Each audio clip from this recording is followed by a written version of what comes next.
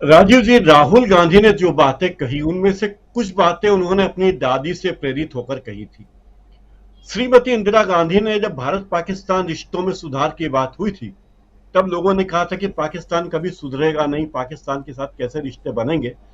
तब श्रीमती गांधी ने कहा था कि अगर आप पीछे ही देखते रहेंगे तो आगे कैसे जाएंगे। मुझे लगता है कि इंदिरा गांधी जी की वही बात राहुल गांधी ने आधुनिक अंदाज में कही, मोदी जी के स्टाइल में कही कि वो केवल रियर व्यू देखकर गाड़ी चलाते हैं तो क्या होगा।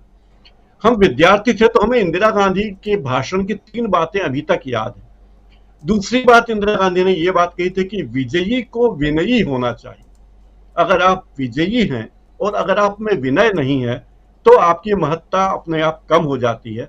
और एक और बात इंदिरा गांधी की याद है अभी तक, उन्होंने कहा था कि अगर आप हमेशा मुट्ठी ही बांधे रहेंगे तो हाथ कैसे मिलाएंगे, मौका आएगा तो आप हाथ नहीं मिला पाएंगे। तो आप देखिए कि राहुल गांधी ने जो बातें कही वो नेहरू गांधी परिवार जो था उसी से प्रेरित होकर कह रहे हैं। गांधी जी की बात उन्होंने हर बार कही और मोदी जी को मोदी जी के अंदाज में ही उन्होंने अमेरिका में जवाब दिए हैं। उन्होंने कहा है कि ब्रह्मा जी के पास भी अगर ये बैठे तो वो कहेंगे कि ब्रह्मांड बनाने में ये नुक्स आपने किए हैं ब्रह्मा जी।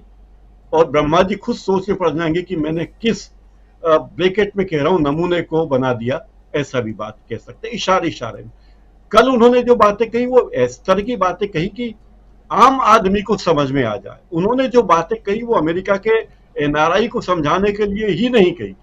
उन्होंने ये बात समझ ली थी राहुल गांधी ने कि उनकी बात भारत के करोड़ों लोगों तक पहुंचेगी, इसीलिए उन्होंने बातों को इतने आसान तरीके से कहा। दूसरी बात, बहुत छोटा भाषण उन्होंने दिया। भारत जोड़ो यात्रा में भी उनके भाषण छोटे होते थे, 15-15 मिनट से ज्यादा नहीं होते थे आमतौर पर। तो ये बात उन्होंने कही। और जो सर्वे लगातार आ रहे हैं वो बता रहे हैं कि राहुल गांधी की लोकप्रियता में बढ़ोतरी हो रही है। एक और बात है कि नरेंद्र मोदी को नापसंद करने वाले लोगों की संख्या लगातार बढ़ती जा रही है और राहुल गांधी के साथ इसका उल्टा है। राहुल गांधी को नापसंद करने वाले लोग घटते जा रहे हैं। जो लोग पहले राहुल गांधी को बहुत गंभीरता से नहीं लेते थे वे अब राहुल गांधी को बहुत गंभीरता से लेने लगे हैं। राहुल गांधी की एक और खूबी है कि वे उनकी नापसंदगी का स्तर बहुत ही अलग है। प्रधानमंत्री मोदी तो सीधे सीधे मजाक उड़ा देते हैं अपने विरोधी का, सीधी बात कह देते हैं।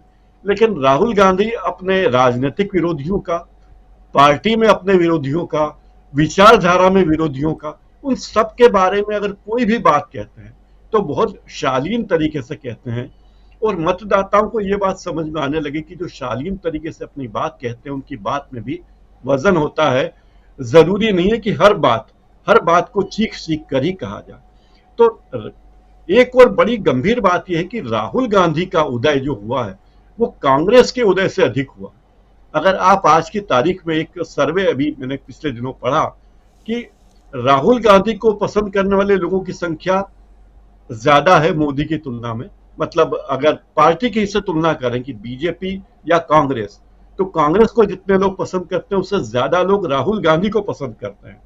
तो मोदी के लिए बड़ी चुनौती है अभी कि वो कैसे, किस तरह से वो आगे जाकर भारतीयों के साथ देखे। अभी एक बात और देखिए कि 12 तारीख को यानी अगले सोमवार को जो कुछ होगा तो पीएम मोदी के सामने उनकी लोकप्रियता का संकट तो है ही।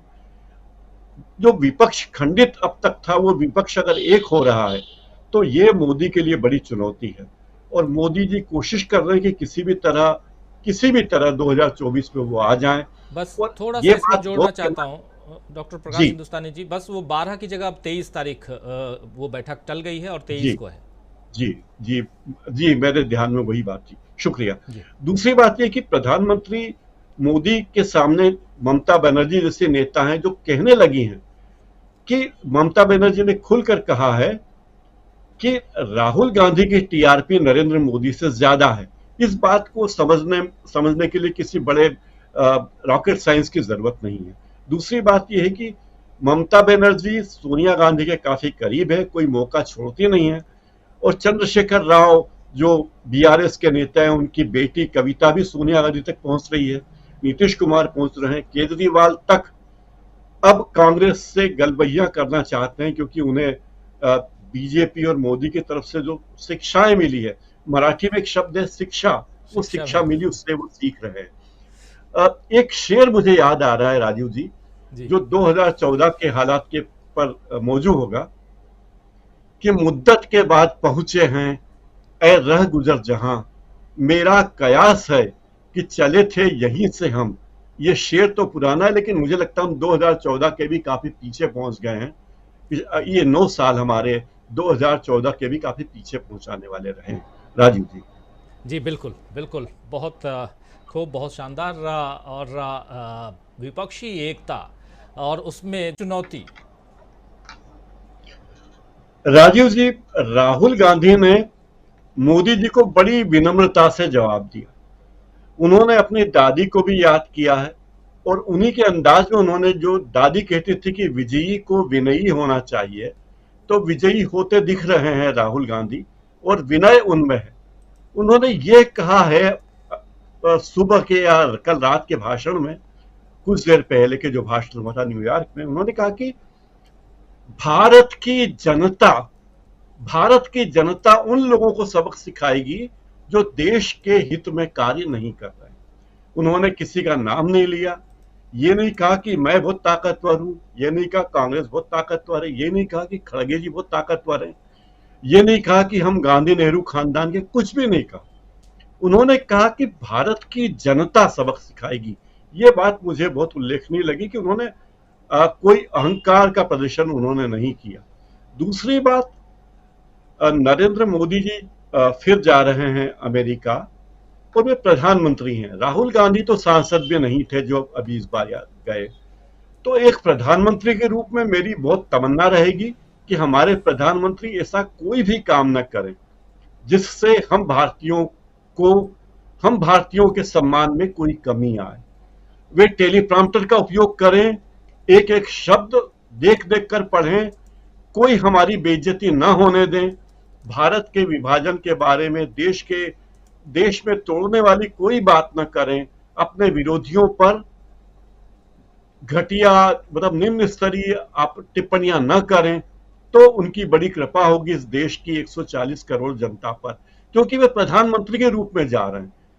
जब राहुल गांधी अमेरिका गए तो राहुल गांधी के रूप में गए, वो एक व्यक्ति थे, लेकिन नरेंद्र मोदी इस देश के प्रधानमंत्री हैं, राहुल गांधी के भी प्रधानमंत्री हैं, सोनिया गांधी के भी प्रधानमंत्री हैं, राजीव श्रीवास्तव के भी प्रधानमंत्री हैं, प्रकाश हिंदुस्तानी के भी प्रधानमंत्री हैं, और प्रोफेसर अखिल स्वामी और रवि जी के भी प्रधानमंत्री, हम सबके प्रधानमंत्री हैं। तो उनसे अपेक्षा है कि वे कोई ऐसी बात न करें जैसे पिछली बार वो कह दिया था कि अब की बार मोदी सरकार ऐसा न कहें कि अब की बार बाइडेन सरकार या जो बाइडेन के बारे में कोई ऐसी बात न करें।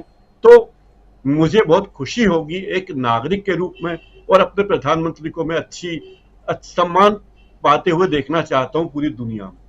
दूसरी बात है कि मोदी जी अब तक इतनी यात्राएं दुनिया की कर चुके हैं, कुल 9 साल में 124 देशों की यात्रा वो कर ही चुके हैं। धरती से चांद की दूरी 3,84,400 किलोमीटर है, लेकिन वे 8,20,830 किलोमीटर की हवाई यात्राएं कर चुके हैं। यानी अगर वे चांद पर जाते तो जाकर आ जाते, और उससे भी ज्यादा जाते। हमारी पृथ्वी जो है 6,771 किलोमीटर की है, उसका व्यास, रेडियस, और हमारी पृथ्वी के 129 चक्कर प्रधानमंत्री जी लगा चुके हैं। मेरे ख्याल से इतने इतने घुमंतु प्रधानमंत्री हमारे हैं। वे, भारत की लाज उनके हाथ में है। आशा है कि वे भारत की लाज रखेंगे, कोई ऐसी बात नहीं कहेंगे, न विपक्ष पर कहेंगे, न कोई ऐसा डायलॉग कहेंगे कि पहले भारत में पैदा होने में शर्म आती थी, 2014 के बाद जो पैदा हुए उन्हें फक्र हो रहा होगा, ऐसी कोई बात नहीं कहेंगे। विपक्ष पर कोई घटिया टिप्पणी नहीं करेंगे।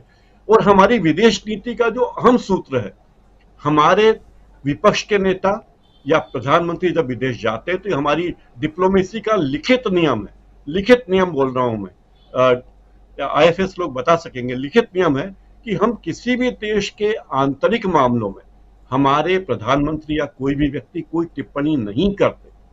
पिछली गलती जो वो कर चुके हैं अब की बार ट्रंप सरकार, और उसके कारण जो हमें नीचा देखना पड़ा है, हमारा सिर गर्व से नहीं उठा, तो ऐसी गलती नहीं करें। टेलीप्रॉम्प्टर देखिए, कागज पे लिखा हुआ पढ़िए, चुप रहिए, लेकिन भारत की इज्जत रखिए। यही मेरी अपेक्षा है। राजीव जी। जी जी। सिंह साहब, रिकॉर्डधारी प्रधानमंत्री, और क्या